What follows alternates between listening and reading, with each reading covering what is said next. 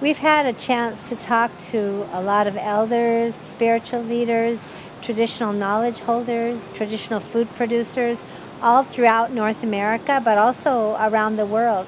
And we found that we all have something in common, that through the prophecies, the stories, the ceremonies that our ancestors passed down to us, they warned us about what would happen if we didn't take care of the natural world, if we didn't protect the things that give us life, for our sacred responsibilities and also for our future generations, so that they will have these same things. And they're all telling us also that they've been left and left to us the knowledge from the past of how to protect these things and how to survive the threat that we're under today. For example, how to work with the fish, how to work with the plants, how to work with the crops, how to work with the traditional seeds so that we can survive this climate crisis.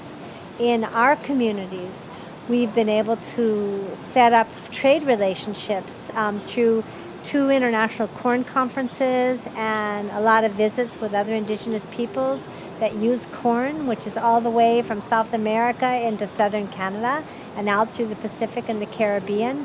Those were routes that we traded before, since time immemorial. So corn spread from southern Mexico and Guatemala all the way up to southern Canada and down to South America. That we can revive those trade relationships and find Indigenous peoples that have seeds that maybe were our seeds originally, that can grow in drought conditions, that can grow in conditions that can produce corn very quickly. And these are traditional seeds. These aren't modified seeds. My chief, my traditional chief, Anselmo Valencia, who was the spiritual leader and chief of our peoples, who's now passed on to the spirit world, told me about 30 years ago that we had traded corn seeds with the Hopi Indians, who live in the high desert where there's very little rainfall and no rivers or lakes. And they were growing this seed, which belonged to our nation originally, and they had returned those seeds, those corn seeds, to him for using now that we're seeing drought conditions come back to our territories.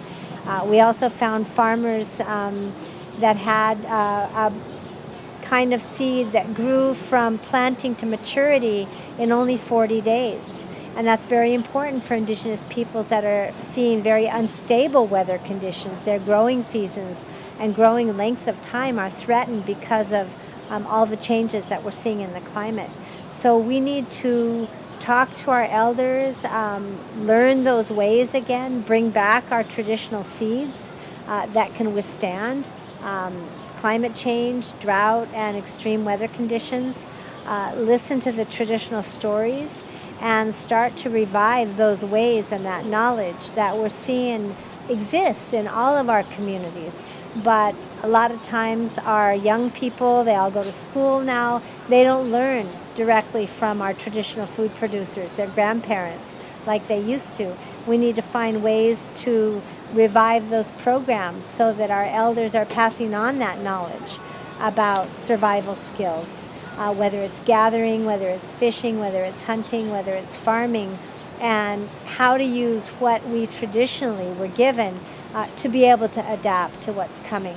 And this is life and death for our peoples, and we have to take that onto ourselves in our own hands. Whatever the United Nations and whatever the governments decide to do, we need to take that responsibility, and we have that knowledge within our own peoples and nations to survive what's coming. I want to thank you for this invite to speak on personal responsibilities, duties, and obligations as a Dene person in affecting the responsibilities we have towards addressing, acknowledging climate change. I feel that as individual citizens, we have certain rights and responsibilities that we undertake to live in accordance with the teachings of Mother Earth. Mother Earth is suffering at this time due to pollution, to changes in the weather patterns.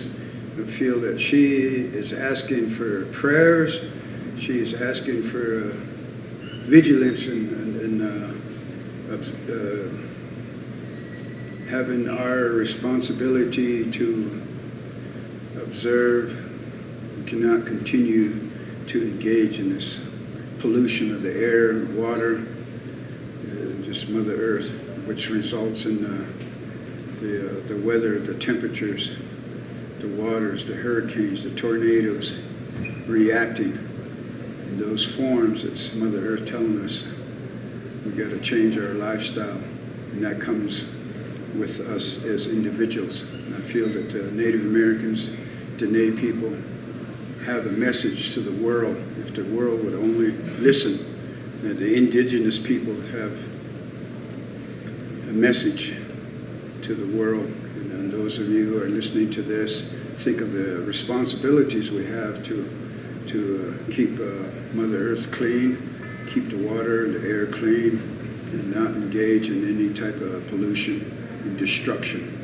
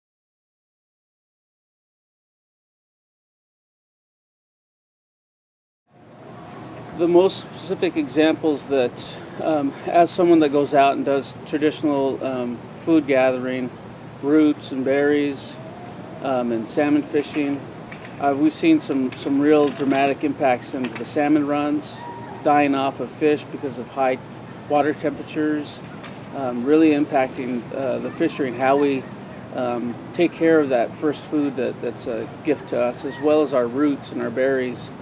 The gathering times have changed, the salmon runs have changed, and the time frames in which we can gather them have changed quite a bit as well. The roots and the berries are really impacted by the droughts and by the changing and weather patterns, and it's been dramatic in our gathering. The specific changes we're seeing associated as a result of impacts from climate change include, I think priority would be the impacts to water, water resources, water quality.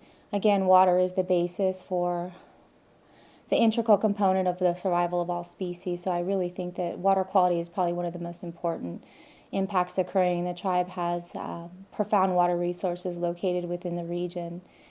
And we have spring-fed systems that are currently being utilized heavily to feed bigger city areas, metropolises. And so the pressure on these spring-fed systems, such that are associated with the Medicine Lake Highlands, which is a sacred site and located in Mount Shasta, Northern California, again, are not being documented. And so again, as climate change continues to occur, water is, I believe, one of the most important, if not the basis for human life and wildlife and watershed. And I see a lot of potential for a need to really look at water management strategies in the future. The most significant changes I've noticed or hear people talking about is related to water quality and water quantity. And And so here on Navajo Nation, there's a lot of resource extraction. And so I've heard of sinkholes and things like that happening. But specifically with climate change, there's a difference in the amount of rainfall and the amount of snow. And this year we had a lot of rain, but we're in the middle of a drought. And so that's something that is the most concern for people, is the water and access to clean drinking water.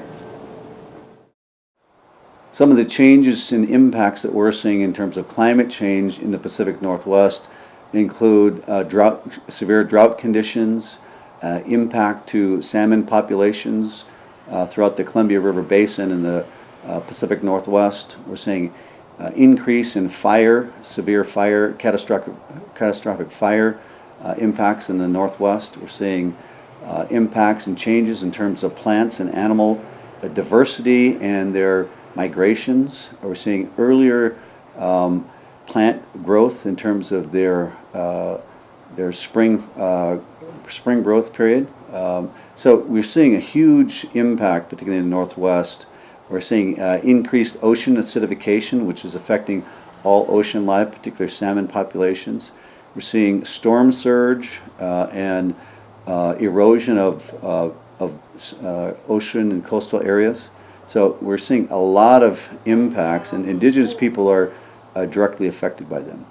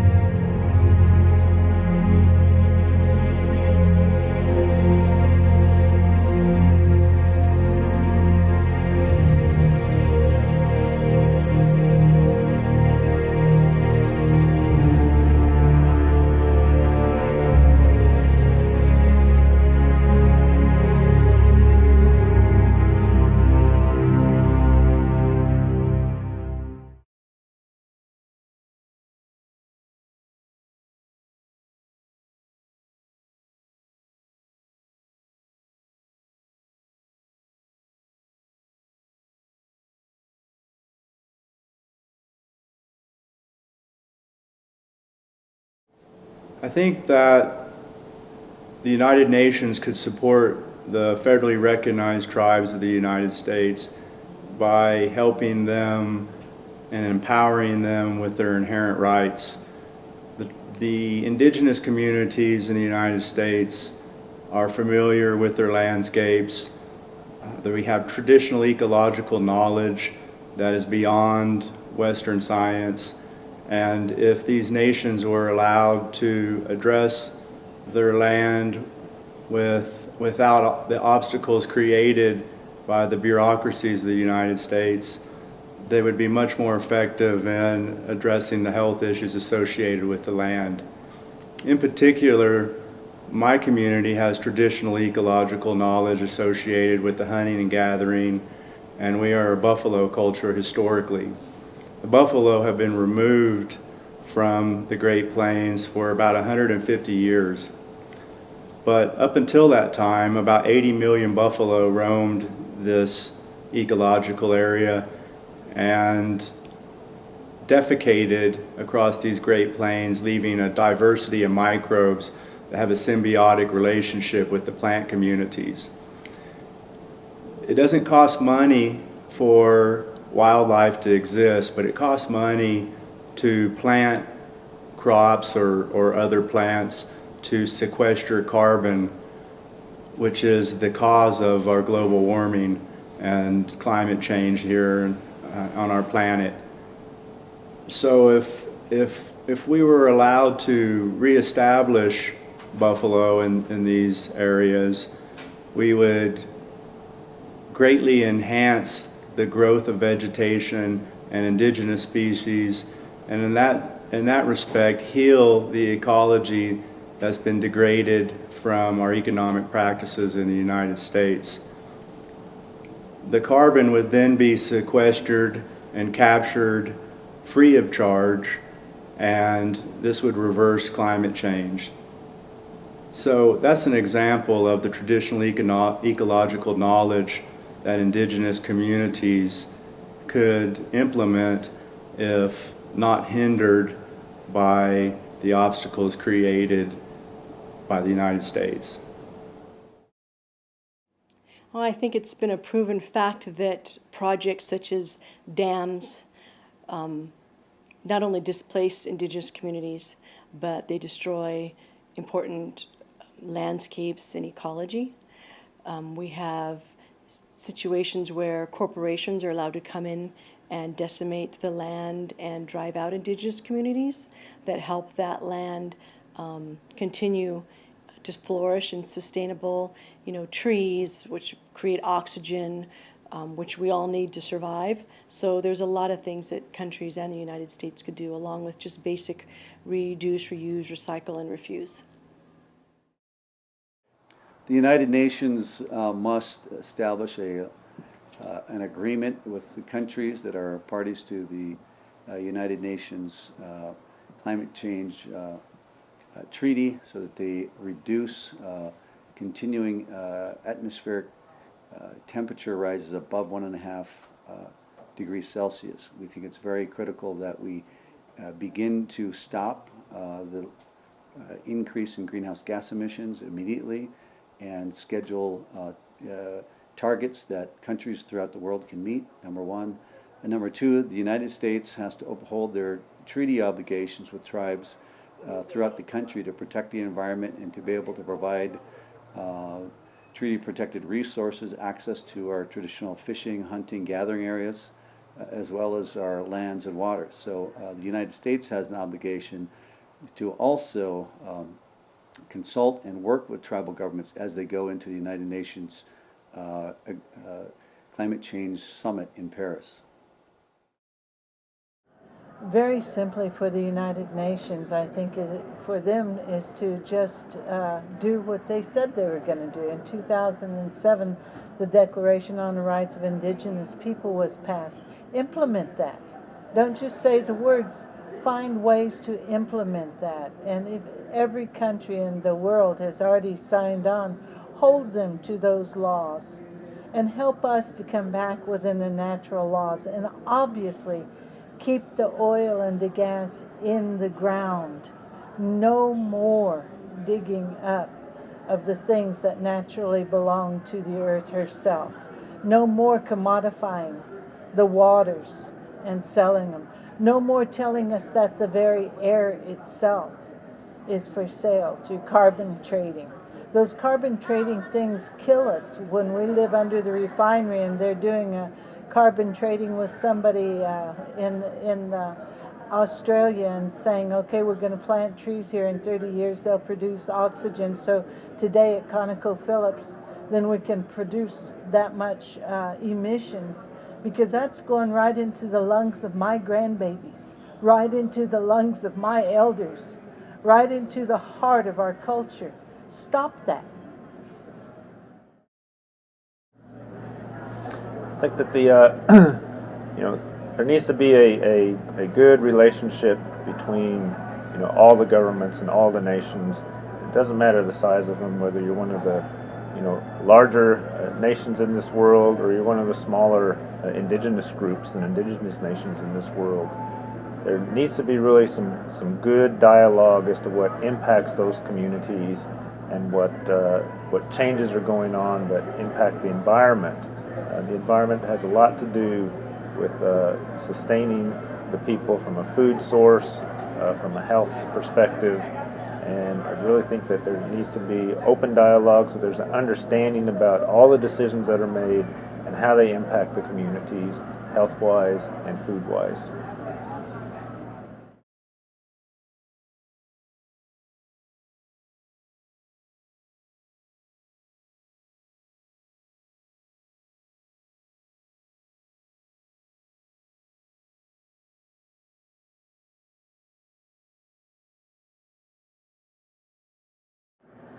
Well, I think we need to observe. We need to listen to the elders, and we need to keep our traditional practices as much as possible.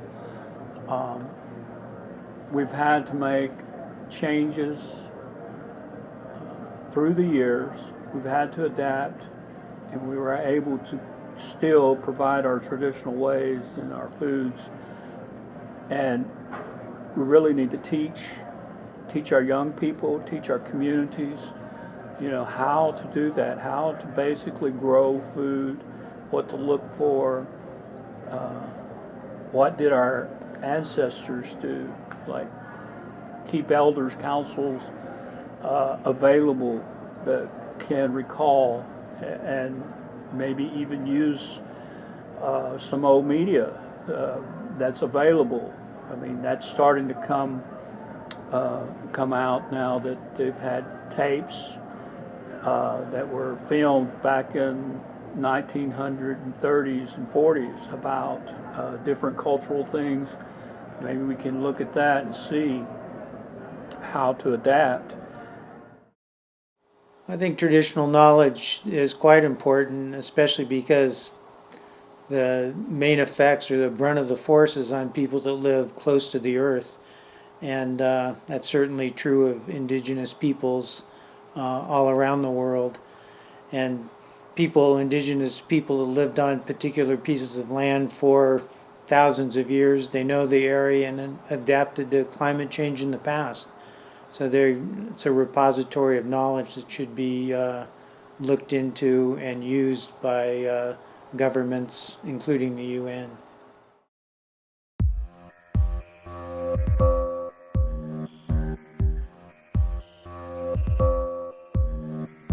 Lack of rain. Increase in fire. Water quality. More forest fires. Sea level rise in the tidal marsh projects we do. Climate change has impacted our animals. We're not getting any of our groundwater sources replenished. Impacts and changes in terms of plants and animal diversity and their migrations. Traditionally, we've had a lot of snow around here. In my years that I've lived here, I remember when winter was winter. It wasn't uncommon for snow to get 5-6 foot high. I think last year we might have got a couple of snowstorms, but didn't stick on the ground. What we are seeing now is warmer rivers and warmer oceans. We're seeing a lot of algae growing up. We're seeing increased ocean acidification. Especially from increases in water temperature and declines in stream flows. And it's literally killing our fish. I think that what the drought has done is it has dried out all these large valley oaks. Forests are drying up. And they've sucked up all of this water as a response. No support for the roots. The acorns are dropping sooner and they're actually much smaller. The winds are coming through real strong, knocked over a lot of trees. We're limited on gallons for each person that we have in the family. We have spring-fed systems that are currently being utilized heavily to feed the bigger city areas. It's really becoming a hardship for a lot of people. And so the pressure on these spring-fed systems, such that are associated with the Medicine Lake Highlands, which is a sacred site located in Mount Shasta, Northern California, again, are not being documented. Still, like, the pools are open and the golf courses are very green, and all corporations are doing quite well. It's our responsibility as elders to carry down that message to our youngsters, or ones growing up to be our future generation. And it's sad to say that, this is what I have to teach them. What used to be, but it no longer is.